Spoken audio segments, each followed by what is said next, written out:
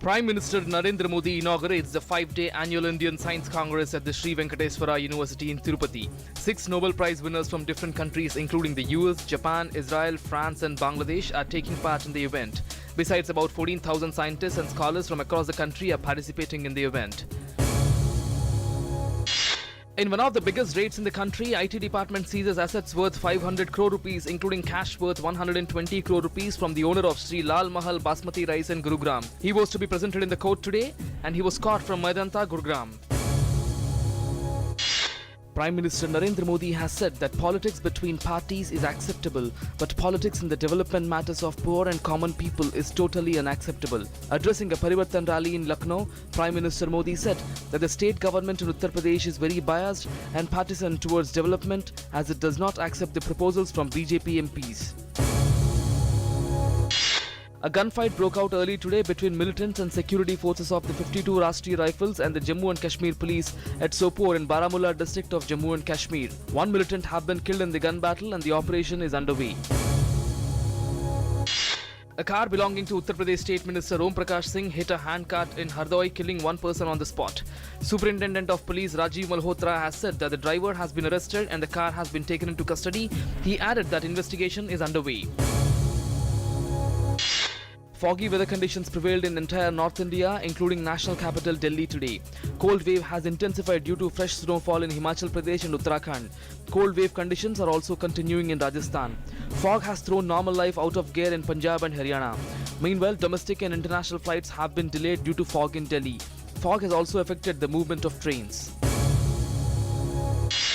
The Supreme Court has ruled out that no politician can seek vote in the name of caste, creed or religion. The Apex Court said a candidate will be disqualified if he or she was found violating the order.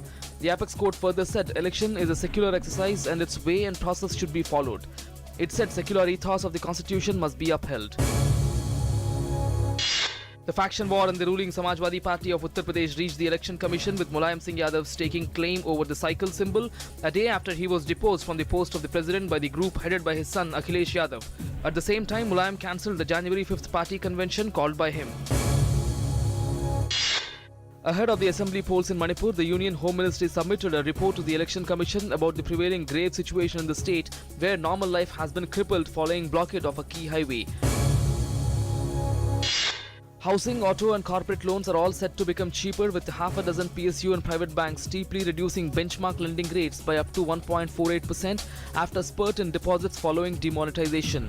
The reduction in lending rates may prompt increase in credit offtake, which has moderated substantially, putting burden on balance sheet of banks.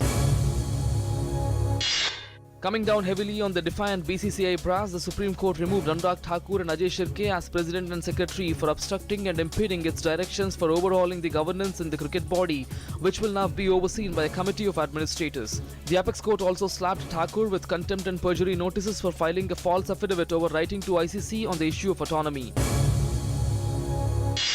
Around 60 people have been killed in a bloody prison riot sparked by a war between rival drug gangs in the Amazon jungle city of Manaus in some of the worst violence in years in Brazil's overcrowded penitentiary system. The head of security for Amazonas state said the death toll could rise as authorities get a clearer idea of the scale of the rebellion sparked by a fight between rival drug gangs. Syria's ceasefire appeared under threat as government forces intensified their attacks near Damascus, and around 10 rebel groups said they were suspending talks about planned peace negotiations this month. The talks are due to take place in the Kazakh capital Astana in late January, but the rebels said they are pulling out of discussions due to violations by Damascus of a 4-day-old truce. A suicide bomber driving a pickup loaded with explosives struck a bustling market in Baghdad, killing at least 36 people in an attack claimed by the Islamic State group hours after French President François Hollande arrived in the Iraqi capital. It was the third Islamic State claimed attack in as many days in and around Baghdad, underscoring the lingering threat posed by the group despite a string of setbacks. President-elect Donald Trump took to Twitter again to promise North Korea would not develop a nuclear missile capable of reaching US territory. His comments come a day after the North Korean leader Kim Jong-un appeared to try to put pressure on Trump by announcing his country is in the final stages of developing an intercontinental ballistic missile.